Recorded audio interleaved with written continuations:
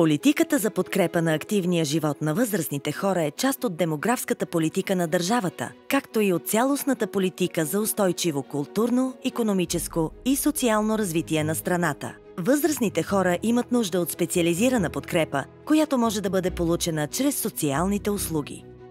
От какви социални услуги могат да се възползват възрастните хора? Превантивни, които могат да ги предпазят от изолиран начин на живот, попадане в неблагоприятна ситуация и отхвърляне. Подкрепящи, чрез които могат да получат съдействие за справяне с ежедневните нужди и затруднения. Възстановителни, чрез които ще получат помощ от специалисти за подобряване на тяхното състояние. Каква подкрепа могат да получат?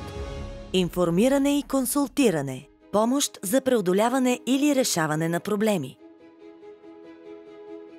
Застъпничество и посредничество. Подкрепа в защитата и отстояването на вашите права и потребности с правни и административни процедури.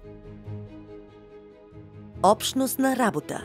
Превенция и защита в уязвими общности или групи.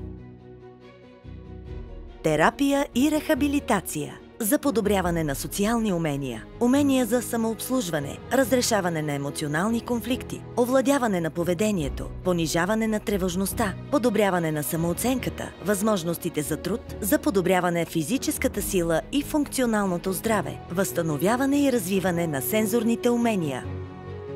Обучение за придобиване на умения. За самостоятелност, независим живот, справяне с проблеми и затруднения, както и за грижа и подкрепа за деца и за зависими от грижа членове на семейството. Подкрепа за придобиване на трудови умения. Подкрепа за хора с трайни увреждания за трудова реализация, за придобиване на умения за участие в трудови дейности. Дневна грижа. Подкрепа на деца и пълнолетни лица с трайни увреждания за посрещане на ежедневни потребности. Резидентна грижа. Настаняване на деца, младежи до 25 годишна възраст, лица с трайни увреждания и лица в надтрудоспособна възраст и осигуряване на 24-часова грижа за посрещане на ежедневните потребности. Осигуряване на подслон. Временно настаняване в безопасна среда на лица в кризисна ситуация, бездомни, пострадали от домашно насилие, жертви на трафик. Асистентска подкрепа.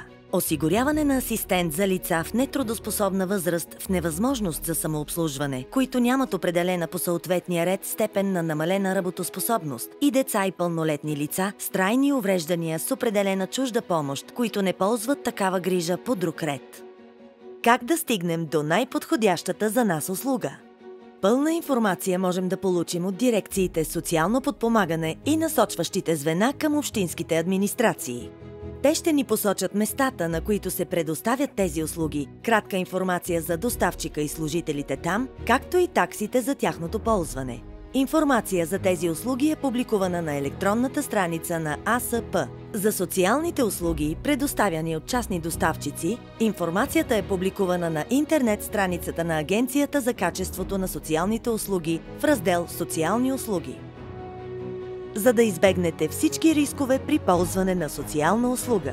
Проверете лицензиран ли е доставчикът в регистъра на лицензираните доставчици на сайта на АКСО. Отидете на място, за да получите допълнителна информация за опита на доставчика, за персонала, който работи там и квалификацията му, за условията и правилата за ползване на услугата. Проучете дали близък на ваш познат е ползвал или работи в услугата, към която сте се насочили, и го разпитайте за условията. Препоръчително е при възможност да изберете услуга в близост до дома на потребителя или до мястото, където живеят, работят негови близки. За повече информация ползвайте горещия телефон на Агенцията за качеството на социалните услуги 02 970 1111 или на имейл axo@axo.government.bg.